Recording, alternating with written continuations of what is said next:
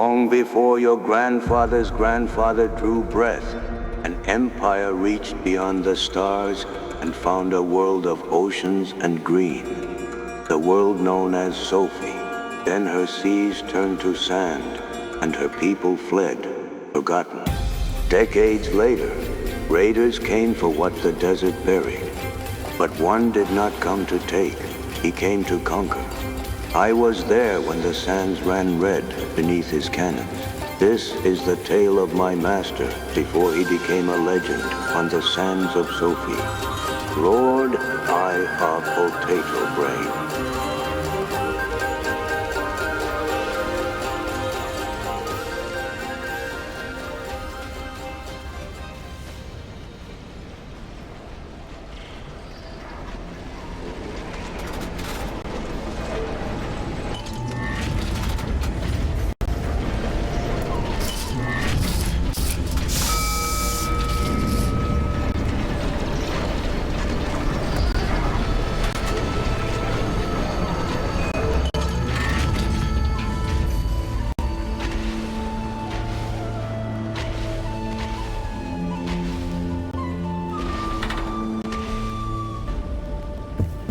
In the early 1900s, an empire of old Earth conquered the stars.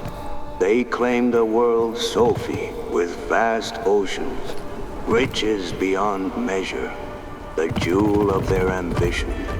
This is why her ruins still speak to those who listen, not empty stone, bones, the bones of a civilization that truly lived.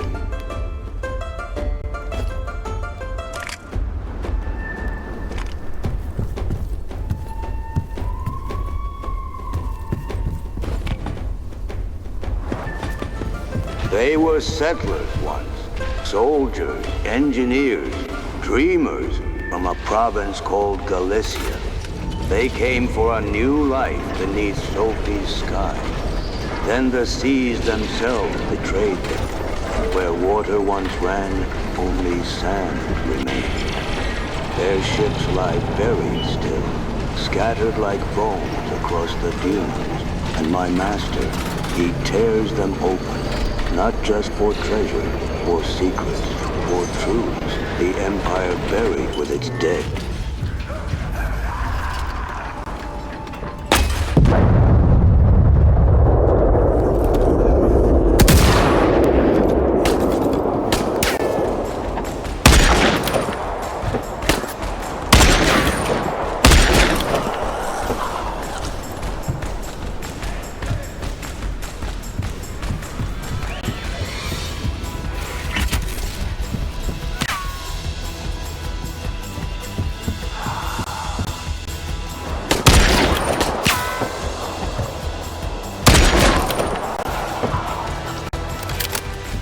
Creatures that stalked these dunes were not always monsters.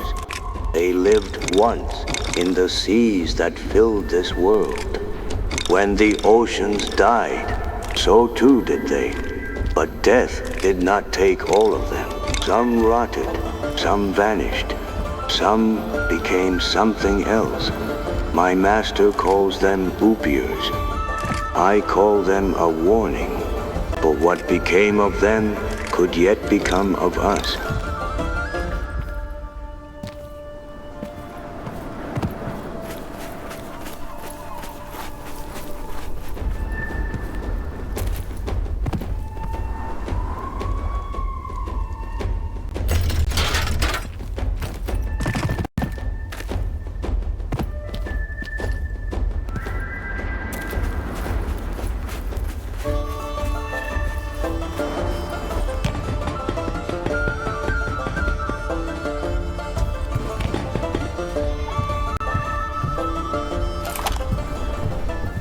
But Sophie does not give freely. The winds remember what she lost, and they rise without mercy. A storm that swallows dune and trampler alike. My master has but hours to tear her secrets from the sand before the storm reclaims them, and him with them. Every relic won is a race against her fury. Linger too long, and you become just another secret she keeps.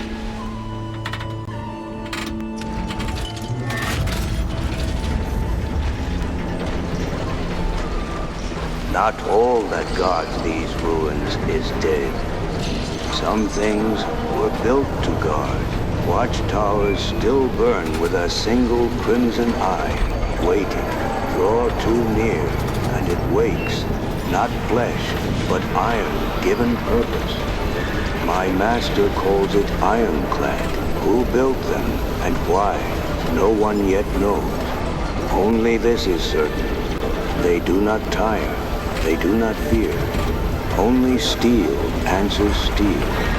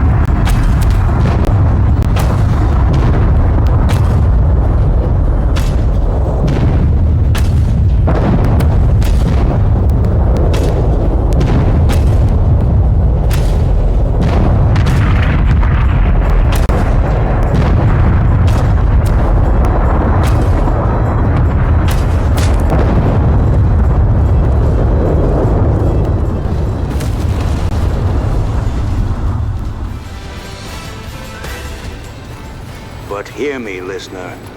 My master was not always a legend. When first he set foot upon Sophie's sand, he knew nothing. Not the tongue of cannon, not the soul of his trampler, not the ways of these dunes. A humble scavenger, no more. Clumsy hands upon iron he did not yet understand. Yet even then, I saw it in his eye, a hunger to carve his name among the very stars he fell from.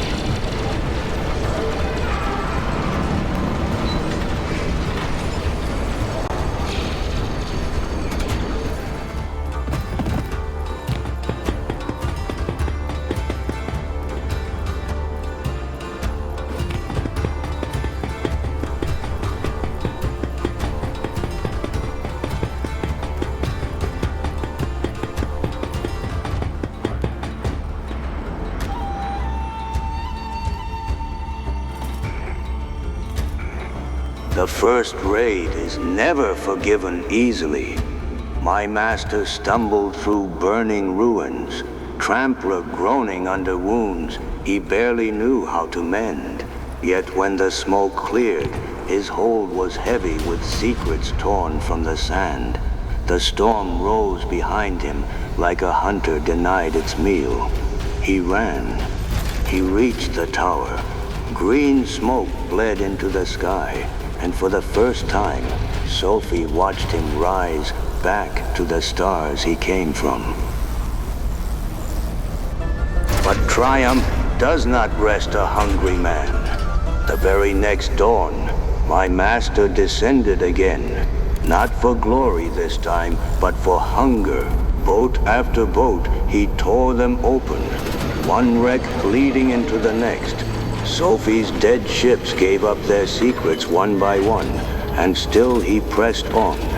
For a scavenger who has tasted the sand once always returns for more.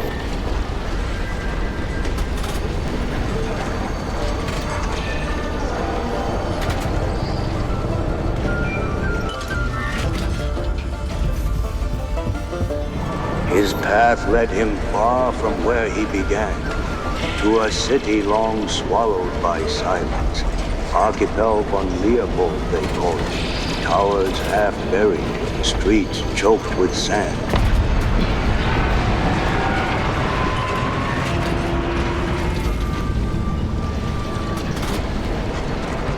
Waiting decades for footsteps that never returned. My master walked where empire once thrived, where laughter and industry had filled these stones, and found only echoes and treasures the dead had no chance to carry with them.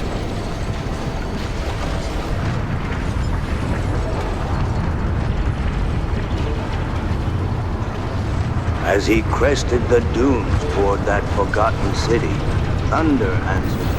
Not the skies, but cannon fire. Somewhere below, another trampler traded fire with an ironclad steel screaming against steel.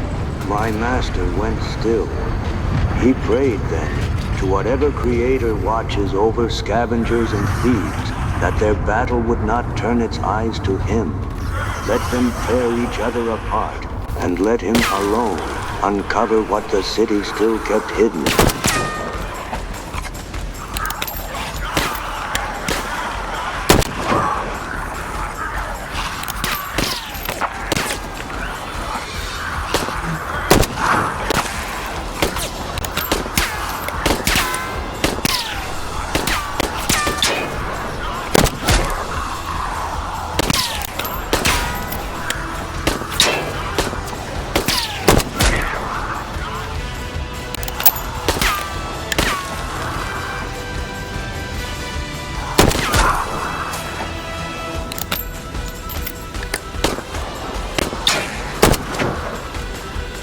The city was not empty, as he had hoped. The Upiers had claimed it, shambling through broken streets, nesting in the bones of empire like maggots in a corpse. My master's hand tightened upon his weapon. He had not come this far, through fire and sand and prayer, to be turned back by the dead. If this city held her secrets, then he would carve through every rotting thing that stood between him and them.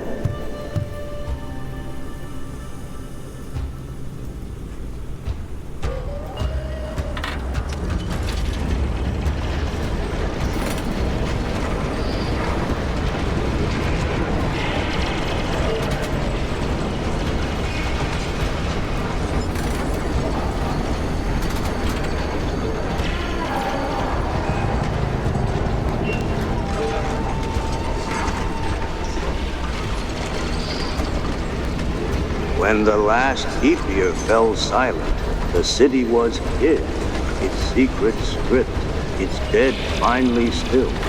He left it as he found it, empty, but no longer haunted. On his path home, a crimson eye woke in the distance, an ironclad rousing to hunt him. But my master had learned this lesson well. Not every fight is worth the fighting. The storm was closing fast behind him. He turned from the beast and ran straight for the nearest tower, for even legends know when to flee.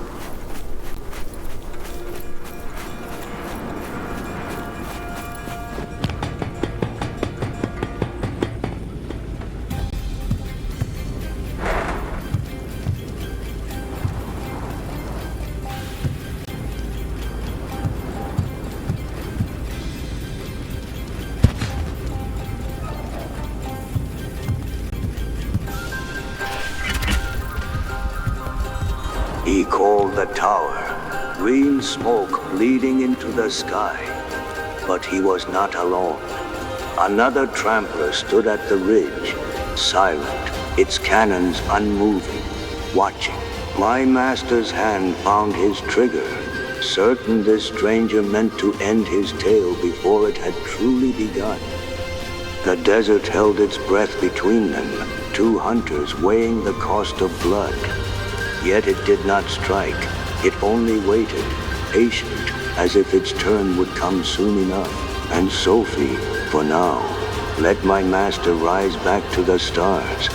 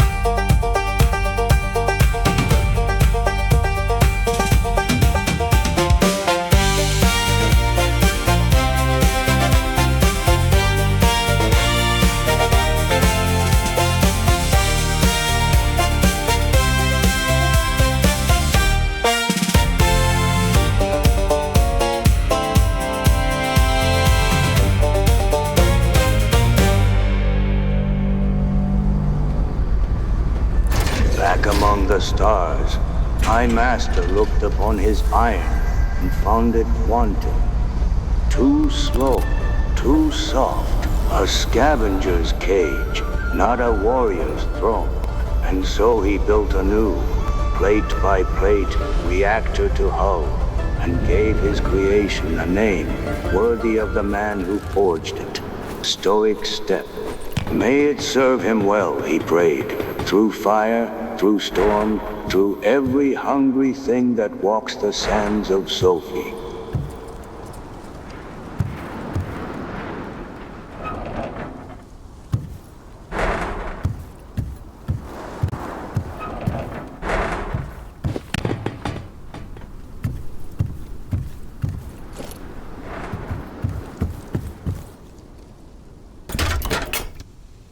wonder, perhaps, what manner of beast my master rides upon.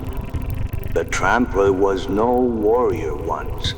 It was built for labor, hauling stone, raising towers, the humble servant of empire's ambition.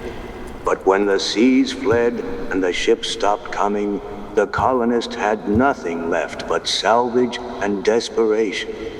So they remade these workers into lifelines, into homes, into shields, into weapons. Now every raider names their trampler as one names a steed or a blade, for it carries more than cargo. It carries survival itself.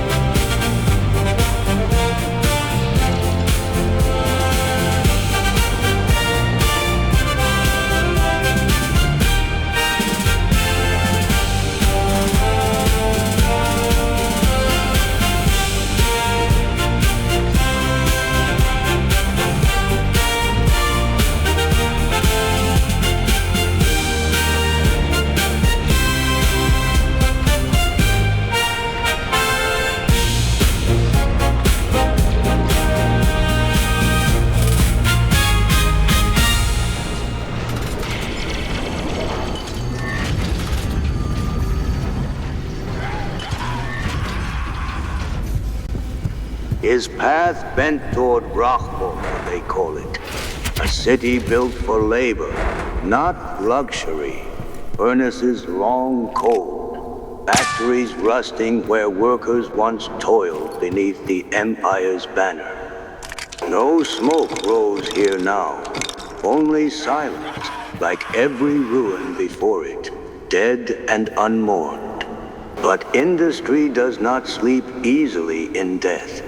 The Upiers had claimed these holes, wandering broken machinery like ghosts, still tending forges no fire would ever warm again. Rauchwolke gave freely, once its dead were silenced, coral and steel and secrets long buried in ash. My master walked its factory floors and found riches enough to fill his hold twice over.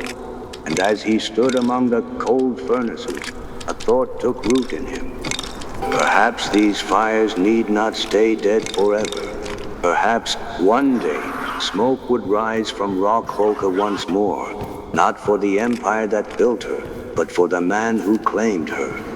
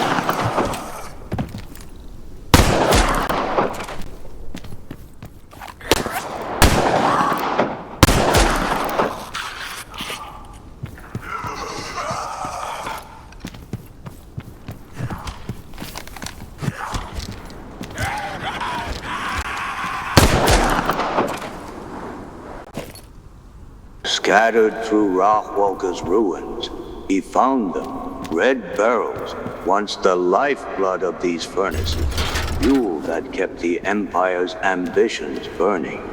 No fire needed them now, but my master saw another purpose in their bellies.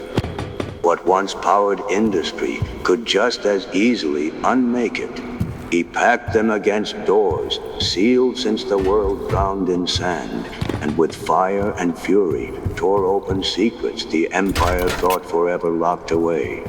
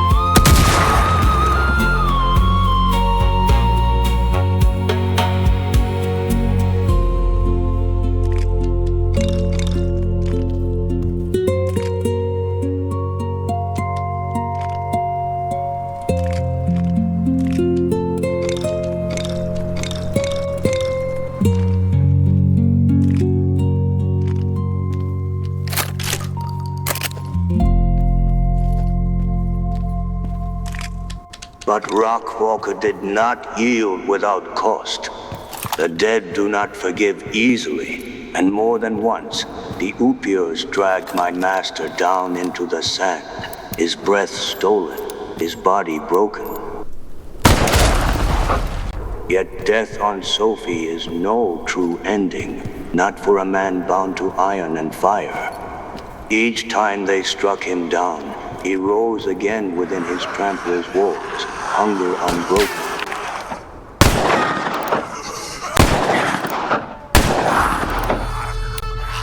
And returned to finish what the dead had tried to end. Sophie would learn He did not stay foreign.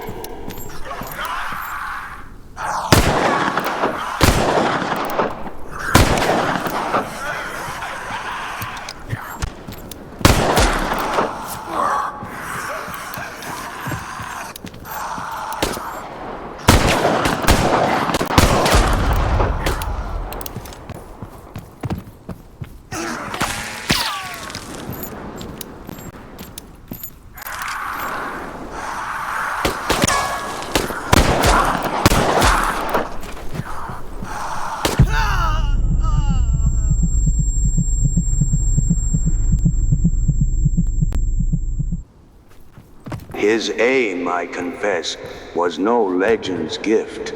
Shots meant for Upiers found only sand, or sky, or worse, his own hull. Even legends, it seems, must learn to shoot before they learn to conquer.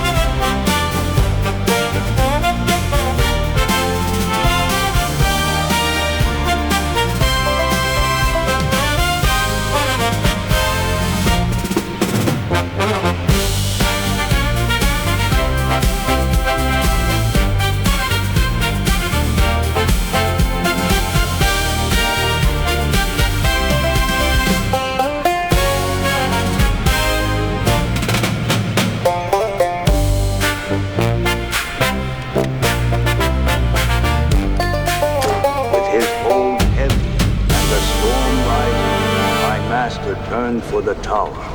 And there, at the tower itself, two more stood waiting, green smoke bleeding into the sky, same as his. An uneasy peace among strangers. Only one thought remained. Reach the tower before the sand, or another man's cannon claimed him.